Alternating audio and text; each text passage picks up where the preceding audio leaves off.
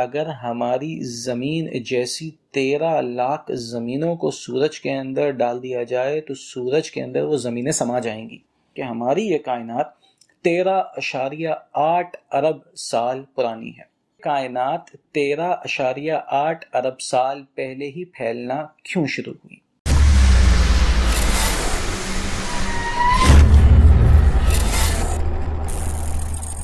الحمدللہ وحدہ والصلاة والسلام علی من لا نبی بعد۔ السلام علیکم ورحمۃ اللہ۔ آج انشاءاللہ ہم اس بات کو جانیں گے کہ ہماری یہ کائنات کتنی بڑی ہے، یہ کب بنی اور یہ کیسے بنی۔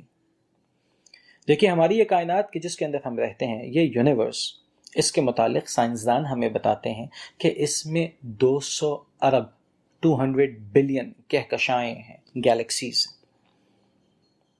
اور ان میں سے ایک گیلیکسی وہ ہے کہ جس میں ہم رہتے ہیں، اسے ملکی وے کہا جاتا ہے۔ یہ ملکی وے کتنی بڑی ہے، اس کا اندازہ آپ اس بات سے لگا سکتے ہیں کہ سائنسدان ہمیں بتاتے ہیں کہ اس ملکی وے میں ہماری اس کہکشاں کے اندر 100 سے لے کے 400 ارب تک ستارے ہیں۔ 100 سے لے کے 400 ارب 400 بلین سٹارز ہیں۔ ان ستاروں میں، ان سٹارز میں ایک ستارہ سورج ہے۔ سورج خود کتنا بڑا ہے، اس کے بارے میں بھی سائنسدان ہمیں بتاتے ہیں کہ اگر ہماری زمین جیسی 13 لاکھ زمینوں کو سورج کے اندر ڈال دیا جائے تو سورج کے اندر وہ زمینیں سما جائیں گی، یعنی کہ سورج اتنا بڑا ہے۔ اور یہ ایک ستارہ ہے جو کہ ہماری اس گیلیکسی کے اندر موجود ہے، اس کہکشاں میں موجود ہے۔ تو اب آپ اندازہ لگا سکتے ہیں کہ ہماری یہ کائنات کتنی بڑی ہے، اس کی وسعت کتنی زیادہ ہے۔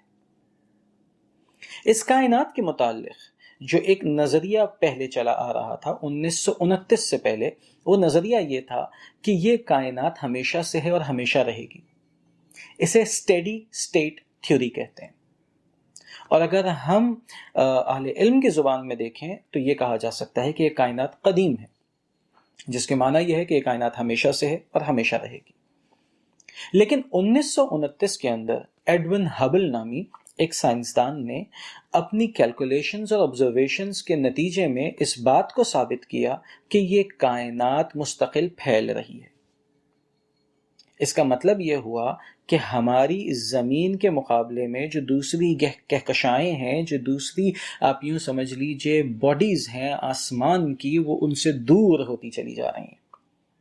تو وہ اس نتیجے پہ پہنچے کہ جب یہ مستقل دور ہو رہی ہیں تو یقیناً کوئی نہ کوئی ایک ایسا وقت ہوگا کہ جب یہ تمام کی تمام باڈیز کسی ایک مقام کے اوپر موجود ہوں گی، جو ایک دوسرے سے قریب ہوں گی، ایک دوسرے کے کلوز ہوں گی۔ تو پھر انہوں نے کیلکولیشنز کی، اور کیلکولیشنز کرنے کے بعد وہ اس نتیجے پہ پہنچے کہ ہاں، یہ پوری کائنات ایک نقطے کے اوپر مرکوز تھی۔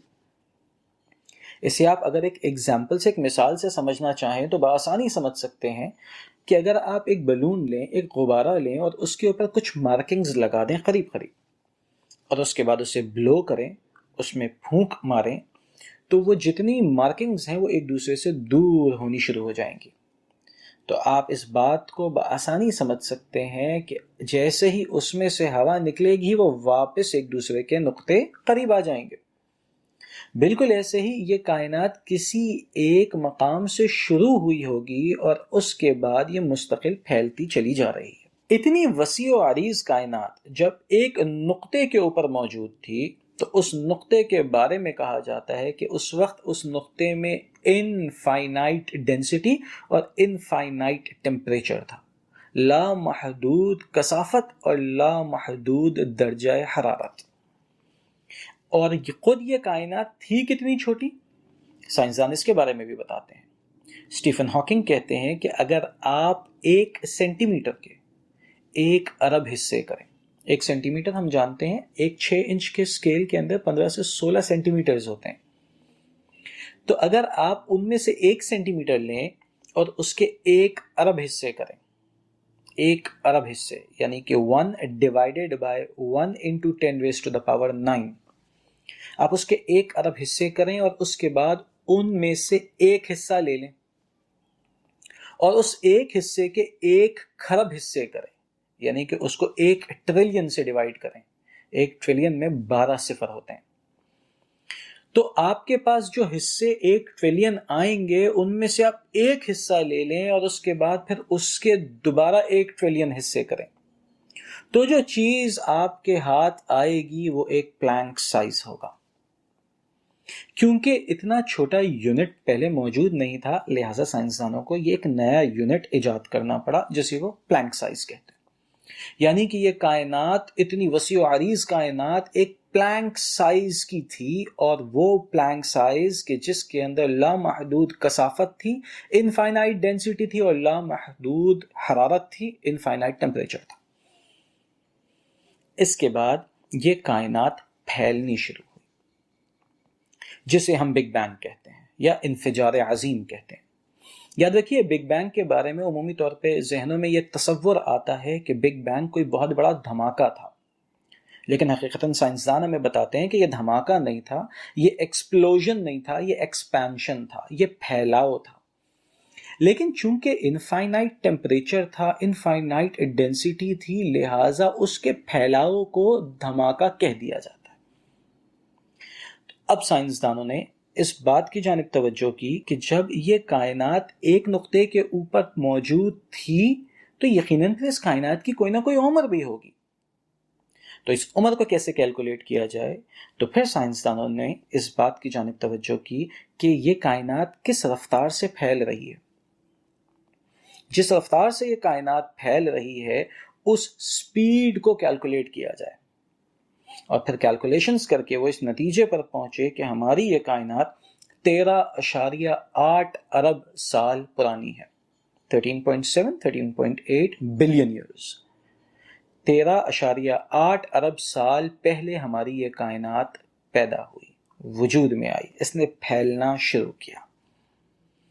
اب یہاں پر چند سوالات ہیں، چند باتیں ہیں جو کہ اہل علم ملحدین کے سامنے رکھتے ہیں۔ سب سے پہلی چیز تو یہ کہ یہ کائنات 13.8 ارب سال پہلے ہی پھیلنا کیوں شروع ہوئی؟ وہ پلانک سائز کی کائنات کہ جس میں لامحدود کثافت تھی، لامحدود ٹیمپریچر تھا، کیا آپ یہ مانتے ہیں کہ اس سائز کی کائنات یہ علم و عقل والی تھی، یہ ارادے اور اختیار والی تھی، یہ شعور والی تھی؟ سب اس بات کا انکار کریں گے کہ نہیں، ایسا نہیں تھا۔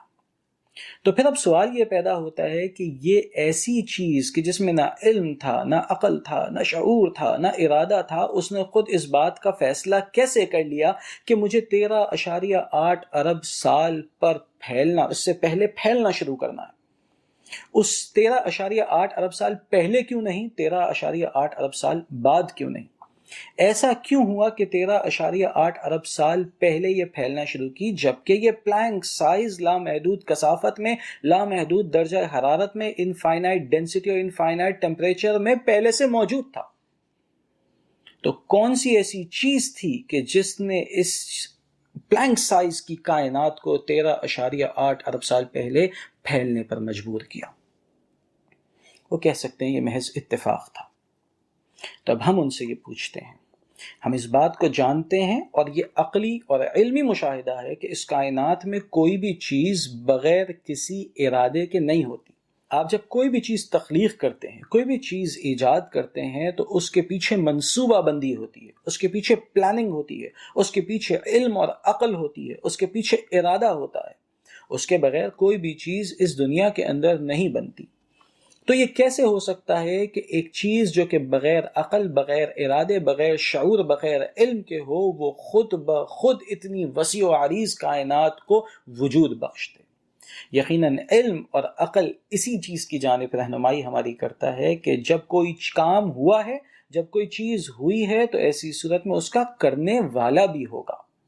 آپ اسے اتفاق کا نام دیتے ہیں، ہم اسے ایک علیم، ایک قدیر، ایک قادر مطلق کی قدرت قرار دیتے ہیں۔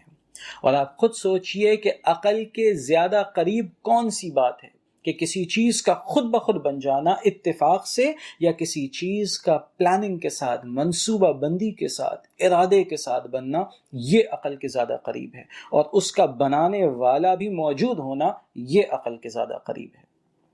لیکن اگر آپ پھر بھی اسے اتفاق کہتے ہیں تو ہم آپ کے اس بات کو کچھ لمحوں کے لیے مان لیں گے، لیکن اس کا جواب ہم انشاءاللہ آپ کو اگلے ایپیسوڈ میں دیں گے جب ہم لارج ہیڈرون کولائڈر کی بات کریں گے، LHC۔ السلام علیکم ورحمۃ اللہ وبرکاتہ۔